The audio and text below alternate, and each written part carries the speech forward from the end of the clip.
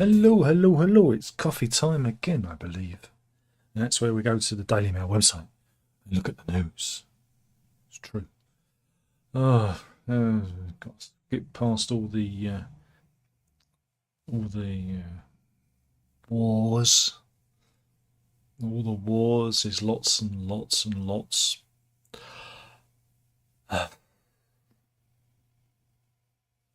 Anyway. Met Office warns that Storm Babbitt poses a danger to life. It's gone up to an amber alert. Gone from yellow to amber. And they reckon it might even make a red alert. Which is kind of groovy. So yeah, we're going to get more than a month's worth of rain and 70-mile-per-hour winds hitting Britain from tonight. So yeah, it's... Oh dear. Meanwhile, travel disruption is also expected, with National Rail saying that cross-country and Great Western Rail services between Exeter, Paignton and Plymouth are likely to be disrupted. And cross-country said that no trains would run between Exeter and Plymouth from 6:30 p.m. until 11:30 a.m. tomorrow morning. And yeah, it's not looking good. And here's the rainfall for the country. It's yeah, it'll be fine. It'll be fine. I mean, I wouldn't need to advise you to take your umbrella. I don't think you're going to be able to hold it up. So yeah, it's going to be a big thing. They've done a really good kind of 3D map on the Daily Mail website. Look, showing whether the rainfall's going to hit. It's like it's the 1980s all over again with those graphics. Look at that, real day-to-day kind of graphics there. I like that. So yeah, be careful. Be careful.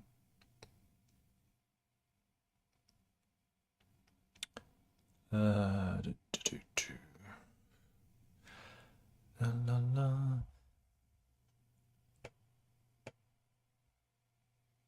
Dogs. Yeah, dogs. First, it was second homeowners that were not welcome in Norfolk. Now it's dogs. One of the county's most dog-friendly villages has unleashed frustration about the pets, saying owners are allowing their mess to foul its sandy beach and terrorise wildlife. And this is residents in Winterton, which is widely advertised online as welcoming four-legged friends, but they want to limit the number of dog walkers and also affect their tourism, I'd imagine. David Hambrook, 77, said, "I can assure you the people who live in this village are absolutely sick to death of other people bringing their dogs here." Yeah, and this comes as many seaside communities up in Norfolk have voted to impose restriction on outsiders buying properties. See, these are ones that are currently voting. You've got Old Dunstanton, Home, Wells. They're voting on it at the moment, whereas Heacham, Snettisham, Sedgeford have banned, and Cambridge are also voting on it. There you go. It's gone out to Cambridge. Second owners are not wanted. Yes. Okay. I've got a good one now. I know we've had two duff ones, but this is a good one. How you butter your bread, your toasts. How you butter your toast can say a lot about your personality, according to a psychologist. Yes, Darren Stanton. Oh God, never trust anyone called Darren, all right? He's a human behavioural expert, has revealed that that gliders who glide the knife over the bread for an even spread, something 50% of 2,000 adults polled claim to do, tend to be easygoing and calm of nature. This is research. This is also pairing with research from Flora. And the research showed that 90% of adults who prefer total coverage by spreading all the weight and including the crusts are considered to be very methodical. Can't even speak because it's too stupid. And here we go. Here are the various ways you can butter your bread. You know, if you've got toast in the morning, you got the glider, the total coverage, the clumper, the do you want toast with your spread, the crust avoider, The double cider, the tear and spread, that's not real. The curler and the barely there. I don't think I'm any of those. I want the even. I'm the even Stephen. That, you know, I've got a bit, and then I might have a little bit of a clump in the corner. This is bullshit. I don't believe any of this. But look, this is total coverage. This is it. Look, here you go. That looks like a 90s indie pop album cover by the band Total Coverage. Why am I doing this? Why am I doing this? But Darren chipped in. He said, in the seemingly mundane act of putting spread on your toast, layers of our personality are unveiled. No, they're not. Some spread with precision, others with spontaneity. How we spread mirrors our resilience, patience, and attention to detail. He said, crust avoiders fear making a mess and are procedural, but are typically great at admin, and may describe themselves as perfectionist. I mean, he goes through every one, explaining. I think life's too short. I think life's too short. Sorry, I think it's bollocks. Bollocks. Right, okay. God, there's some horrible stories. There's some miserable stories on here today. Here we go. It got some good news for you. Good news, you like this. Apparently, a comet that is the size, 3 sizes. Oh God, my brain is all over the place today. Should we start that again? A comet that is 3 times the size of Mount Everest just exploded in space. Hooray! But it's now hurtling towards Earth. Yes. But don't worry, it won't hit us, but it may be visible to the naked eye when it reaches its closest point to the planet on April the 21st, 2024. So mark it in your diaries. The asteroid, which has been named as, are you ready for this? 12P/Pons Brooks, and that's Pons-Brooks, is what's known as cryovolcanic or cold volcano comet. It has a solid nucleus with an estimated diameter of 18.6 miles and is made up of ice, dust and gases.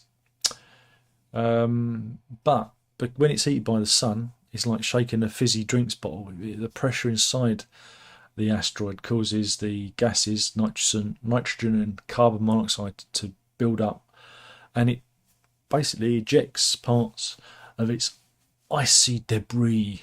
And yeah, I don't know about this, but this is a pretty great picture of it. Okay, I think someone needs to take the lens cap off, and you can really see the difference here. Whoops, pressed the wrong button. Between October the 5th and October the 7th. See, can you see the difference? One's slightly more smeary. That means it's exploded. But don't worry, we'll be just absolutely fine. Meanwhile, universities. I think I've got Alzheimer's. I think my brain has just gone. I've been trying to edit video this morning, and my brain is just not. It's gone to porridge. Researchers from the University of Oslo claim, right, that you should always eat before sex. Apparently, soft caresses feel less pleasurable when you're hungry. A study has found. Yeah. They say the unusual effect is now put down to ghrelin. That's GHRELIN, which is known as the hunger hormone. And one of the researchers explained, beyond its established role as an appetite-stimulating hormone, ghrelin is also involved in assigning value to social rewards such as touch. And the hormone is produced mainly by cells in the stomach, with small amounts also released by the small intestine, pancreas and brain, and is known as the hunger hormone. But yeah, the study, which is published in Psychophysiology, the researchers led by Daniela Fabigan, wrote, besides food, Greeling's effects also extend to other types of reward. For example, its administration makes mice consume more alcohol and raises the motivation to self-administer heroin in rats. So the rats are shooting up to get more Greeling. What? Don't feed rats heroin. That's not nice. You know it's very Moorish. The new study, they had 60 participants. They were asked to come into the lab for tests on 2 separate days. The first was a food day. The participants arrived at 3 o'clock, having fasted from 9 o'clock in the morning, and were given a liquid meal and a banana. On the other fasting day, they fast up to their arrival but not given any food. Blood tests confirmed that on the food day, the Greeling levels decreased after they'd eaten but remained high on the fasting day. And on both days, participants had their right shin brushed at various speeds whilst their brains were scanned using an MRI scanner. And they was asked how intense the touch felt, as well as how pleasurable it was. And the results revealed that touches were rated slightly more pleasant on the food day than on the fasting days. But the research highlights that at just 2%, the effect was small. Really, 2%. You buried that in the copy, didn't you? So I don't know. Do what you want. Eat or don't eat. It's not going to make any difference. It's going to make 2% difference. Meanwhile, ULEZ news. Apparently, you know what you got. You got those foreigners coming over here, not getting fined for ULEZ because the cameras can't identify their number plates. Yeah. A Freedom of Information request by My London revealed that 417,080 fines were avoided between the start of January and the end of August this year because of the data shortfall. And because basically Transport for London can't find the details of these vehicles registered abroad. See, the DVLA is a national database, and so none of them appear in the system, making it, well, almost impossible to track them down. So we need an international database for number plates.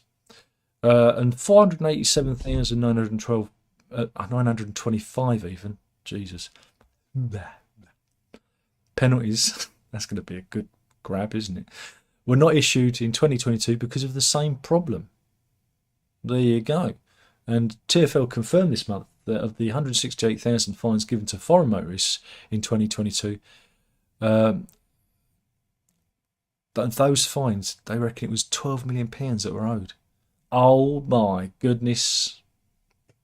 Oh my goodness. Do you know what you need to do? You know what you need to do, Mayor Khan? Is you need to put ULEZ up to compensate for the money that you're losing. They'll probably do that. They will, won't they? They'll probably do that now.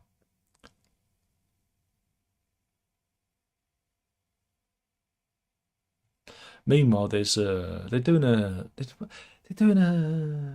of those what do they call it?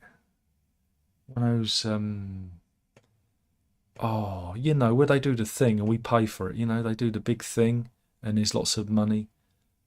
That's it, an inquiry. That's it. I forgot what it was called, an inquiry. But I know it cost the public loads of money. Government are doing an inquiry into, I don't know, what was it called again? That thing that happened a couple of years back with the thing, and now it's to wear the masks and that. COVID, yeah. There's a COVID inquiry going on.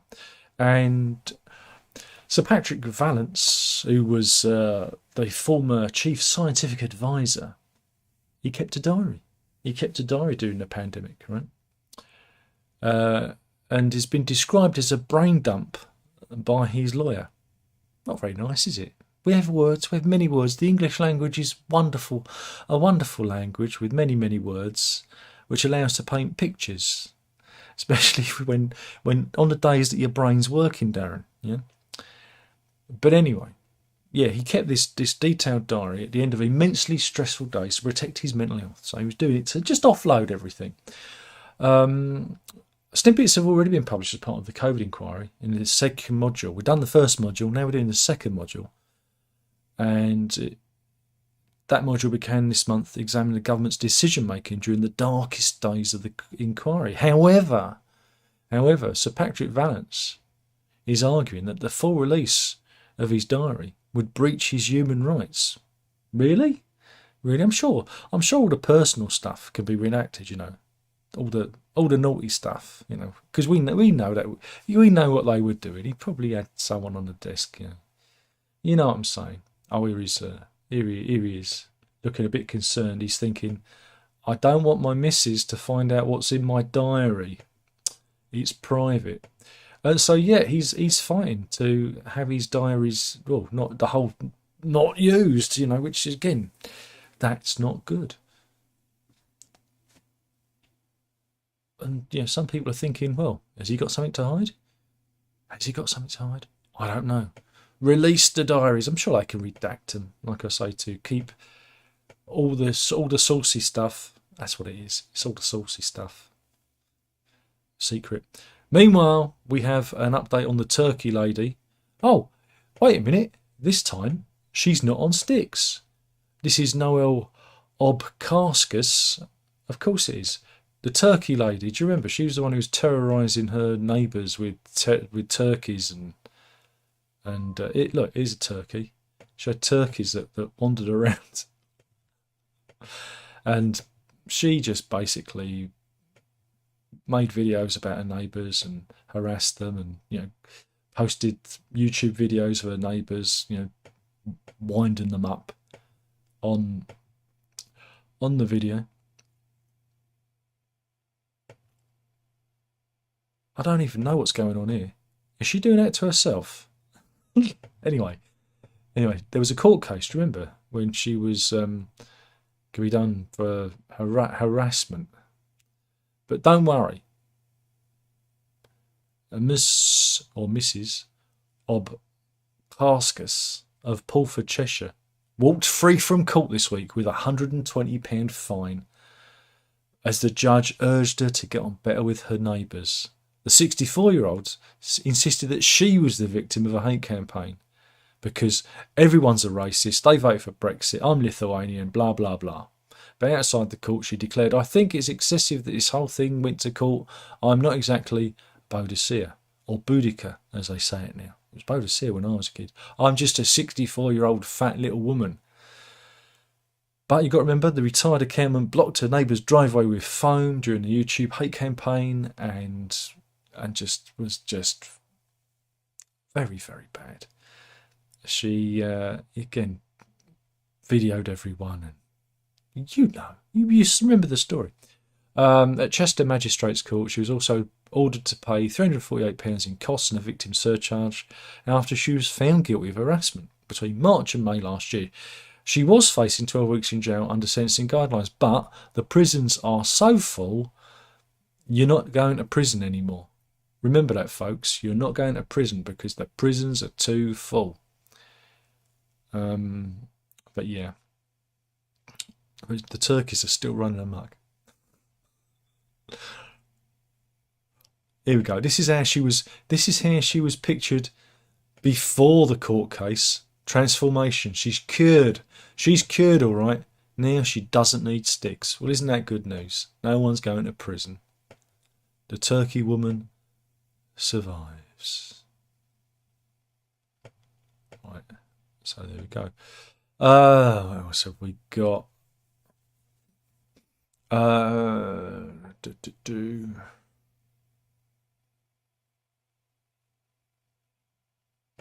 So I just read something about Jimmy Savile's brother there. And I didn't feature that in the reckoning. We won't talk about that. Meanwhile, in the They Saw You Coming file, Tom Kerridge has been slammed. Right. Now he's the chef in charge at the restaurant in Harrods. Right. Here he is in the restaurant, having a great time. But punters aren't happy because we mentioned his fish and chips before. The market day fish, which is caught from day boats in Cornwall, is deep fried, encourages gluten-free batter. That sounds like something he's knocked out himself, doesn't it? Do you want some of Kerridge's gluten-free batter? No, not particularly. And is served with chips, Matson curry sauce, tartar sauce, and peas pudding. Peas pudding with fish and chips? Are you mad? Anyway, it looks like this. Well, the price has now gone up. It was £35. Now it's gone up to 37, and people are outraged. But they saw you coming. Remember that they did see you coming. So there you go. You have been warned.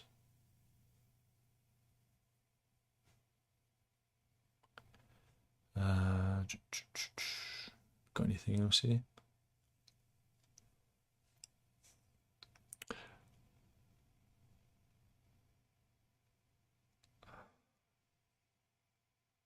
No, not going to do that one. there's some not good ones. Here we go. Found a good one. If you've been caught in the Balearics, I know I have. Didn't half make my eyes water. But yeah, if you're a badly behaved British tourist in the Balearic Islands, there are some controversial new proposals the regional government are looking at. The island's head of tourism, Jaume Bowser, I think that's how you pronounce it. Jaume Bowser, yeah. Appear to confirm that holidaymakers who break strict rules brought in to crack down on antisocial behaviour could be blacklisted from the islands. Yeah, already a drunken tourism decree was started at the end. Well, it was the end of 2019, beginning of 2020, for certain areas like Magaluf in Majorca and the west end of San Antonio in Ibiza. And that includes fines of up to £50,000 for holidaymakers caught leaping off their hotel balconies. You can't leap off your hotel balcony anymore? That's not right, is it? It's all part of going away, isn't it? And limits the amount of alcohol served with meals at all-inclusive hotels. Those aren't the people causing the problems. But yeah, the Balearics Islands' new right-wing regional government has already signalled its intention to change the name of the decree against excess tourism to that of the Responsible Tourism Decree to avoid negative connotations. It's called balconing. Balconing? That's when you jump between balconies, which is I didn't know it was called that. I didn't know it was a thing. And here's some people having a great time on holiday, which they're going to ban. They're going to ban because I hate the Brits. Do you know what I blame? I blame Brexit. That's what I blame. Just don't go there, stay home. Go to Scarborough instead. Meanwhile, there's fury on the streets of Cornwall. They're furious down there. This is residents of Carnview Road in Probus near Truro. They claim that they're trapped. They're trapped in their own homes. What happened? Well, they awoke on Saturday morning to hear the sound of jackhammers pounding as workers worked on their street, and when they peeped out the windows, they saw that they could no longer leave their homes. Oh my God.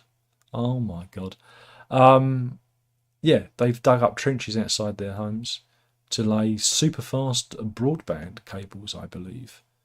And the residents are trapped inside. How would they use their cars?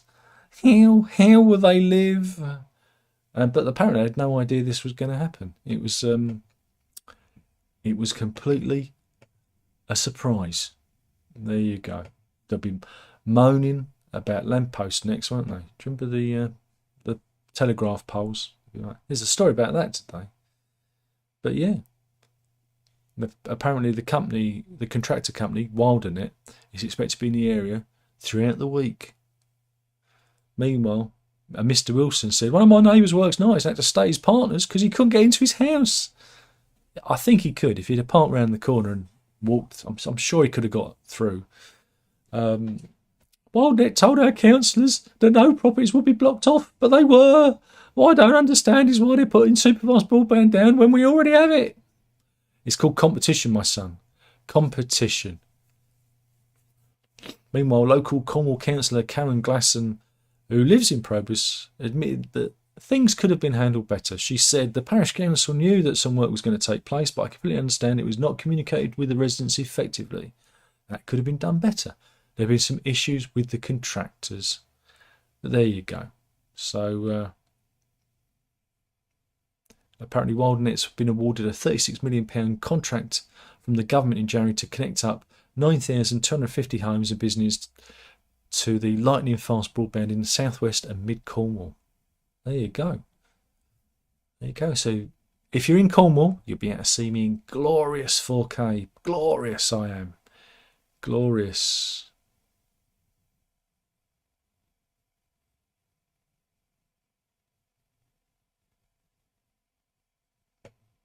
Meanwhile, in the passive-aggressive file, this is the story of an American lady who went on Reddit to talk about the note she got from her neighbours.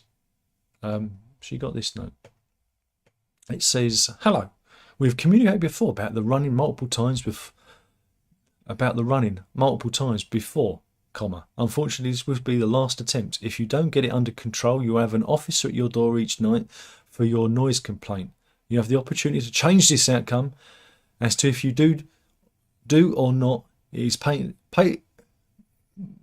entirely up to you. Residents of apartment blank." Now, what this is the lady said that her son, right, likes to have a little run around before bedtime. He gets put to bed at 8:30 p.m. and he gets a bit excitable. His bedtime routine and gets a little bit excited, runs around, and this has annoyed the neighbours. And of course, there's been much discussion. Thing is, right, if you live in apartment blocks and you don't like noise, don't live in apartment blocks, because there will be neighbours and there will be people above you and there'll be people below you and there'll be people to the side of you. So yeah. Tell them to fuck off. I would.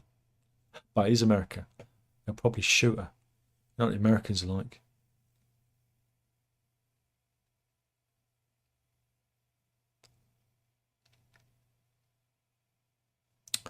Have we got anything else here? Is there anything else? No. Royal news. Lots of royal news.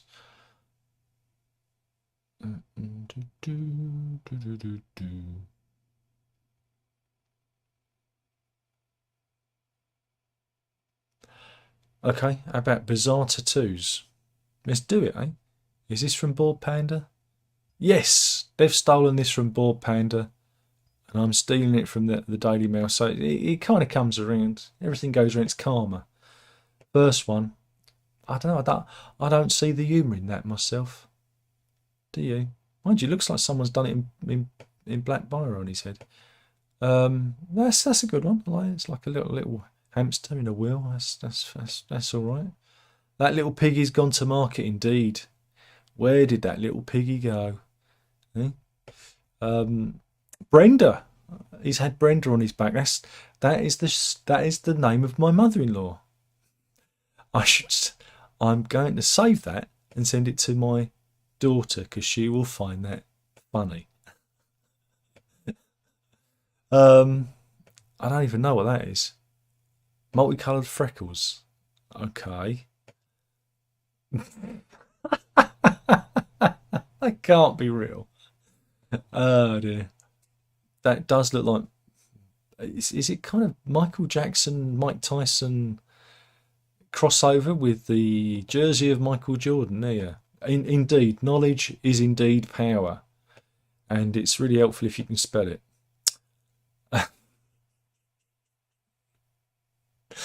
Okay. Yeah, that's not looking too good. And we'll end that there. So that was a little diversion, wasn't it? That was a little diversion, yeah. Meanwhile, if you're looking for a new car, the Kia Stonic is something you might want to consider. 25,000 pounds for a car, and yeah, it's a very nice vehicle. Look, here's one driving along, and then oh my God, no, don't buy that. That's very dramatic, isn't it? Maybe that was the car that was at Luton Airport. You know, they've had something like 14,000 inquiries. Oh no, 16,000 inquiries about cars, and I reckon 14,000 are completely written off in the Luton Airport. Oh dear, it's not good, is it?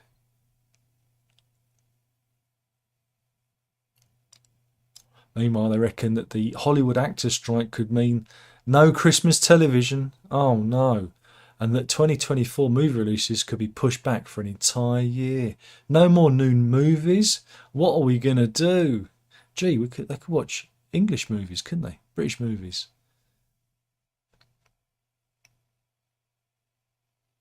Meanwhile, we've got the world's first solar-powered SUV, which has managed to complete a 620-mile test drive across Morocco and the Sahara without stopping.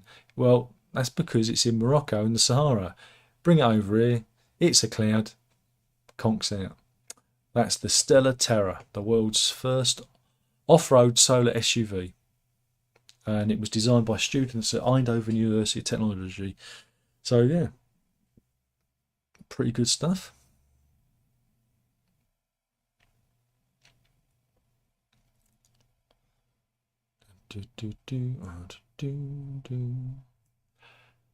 Meanwhile, this is that we're going to Queensland in Australia, and Imran Hussain, right, was at the Lollipops Play Centre in Strathpine, north of Brisbane, and he was playing the claw machine, and he thought, you know what, I really like the look of that Minions doll, and yeah, he got himself trapped inside the machine. He climbed into the hatch, and he had to be rescued, but he did get his Minions doll. There you go. It's one way of winning, isn't it? Meanwhile, court news. This is the story of Joel Young. Right? He was in trouble because he was at the Leather Bottle pub in Garrett Lane, Tooting. This was back in the days of COVID rules. This is where, you know, alcohol could only be served with a full meal. And this was, yeah, December the 5th, 2020. Right? He was charged with assault, but he's pleading not guilty to assault causing actual bodily harm on Skylar Bryant, who he headbutted. Yeah, he headbutted her, the pub manager. And this is all over around where the sausage roll and chips was amounted to a substantial meal. Yeah. Here he is. This is the Mr. Headbutt. He's got his bottle of pop with him. That's good. And yeah, his case continues. Wait a minute. Here he is enjoying a pint. The end is indeed nigh. There you go. It's probably not a good T-shirt.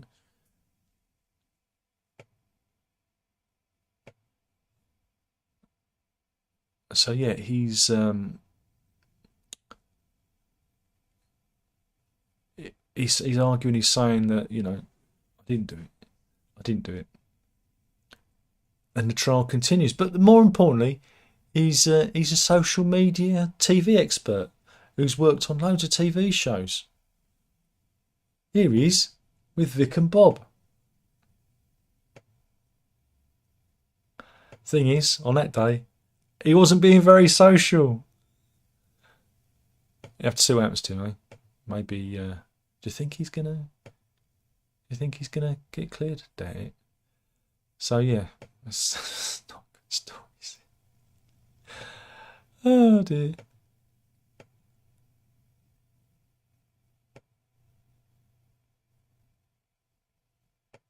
Meanwhile, let's go to Hong Kong. This is Hong Kong International Airport. The customs official, sorry, pop-ups. I get distracted by flashy pop-ups. Customs officials seized 11 kilos of cocaine. They reckon the haul had an estimated value of 1.26 million pounds. And yeah, arrested a 51-year-old man. This was on Saturday. He came to Hong Kong from the Caribbean country of Saint Martin via Paris. And I reckon he could face life in prison if convicted of trafficking the drugs. And yeah, he had a novel way of bringing it in, because he packed it into his wheelchair, yeah, into the upholstery of his wheelchair. There you go. That's one way of getting the drugs in, isn't it? So, not good. Not good. Meanwhile,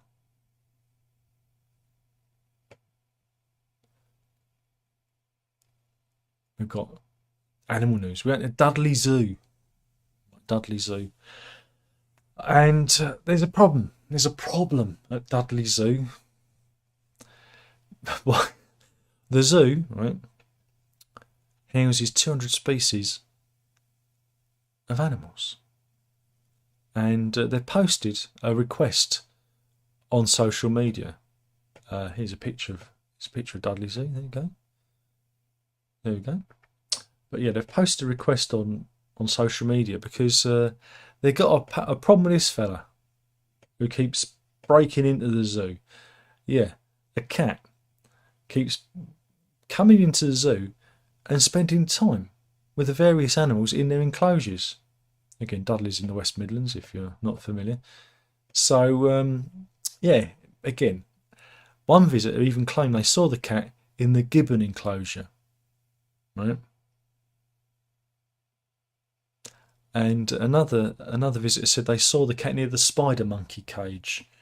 And zookeepers have tried catching him, but he's a little bit too nimble for them. He keeps zipping off. Dudley Zoo spreads over 40 acres within a 200-acre wooded site that includes a castle. And they even, like I said, posted a request on Facebook. Is this your cat? Because again, could be dangerous for the cat. And he's been dubbed the Dudley Panther by visitors. So, there you go. Is that your cat? Leave us a comment in the comments box below. Don't worry. You never will. You never will. Meanwhile, let's go to Connecticut in the US of A. We've got some good footage here. All right. Imagine seeing this. I'm just hoping that there's not an advert. Yes, there's an advert. 15 seconds though, so we haven't got a long to wait. Imagine seeing this footage on your Ring camera. I think you'd be shocked. Oh, wait, here we go. Here we go. Come on. Come on. Come on. Don't freeze on me. Oh, the advert's frozen. Son of a gun. I'll try that again. I should just come on, play it. No advert this time. It's the advert again. It was a 15-second ad and it froze. It just it froze for some reason. Oh well. Just pretend that we're enjoying the advert. La la la la la. And here we go. Imagine seeing this in your home security. Yeah, your own security system catches a bear. A blooming big bear at that. He's the original Yogi Bear. Here he goes. He goes into the kitchen. He thinks, you know what? There's a fridge there. I think I'll have a look. I mean, I think he knows what he's looking for. I mean, that's one clever bear, isn't it? Looks like I'm having that. And he is tagged. He's got tags on his ears.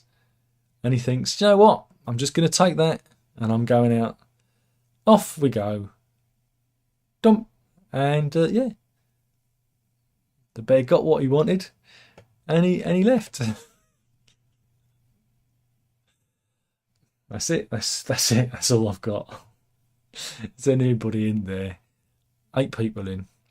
And wow, there's nobody chat. Oh, Plane's in. He says, good afternoon. God, you jumped in quick there, man. You jumped in quick. I nearly had it on my toes. Yeah, good afternoon to you too, sir. And that's it. That was the news. Thank you for the 8 of you that watched. Thank you for the 3 likes. Remember, you can like this video if you so wish. And we'll do this all again soon. Killing the channel 1 video at a time. That was the news. You know, you've got to drink out. Ta-ta.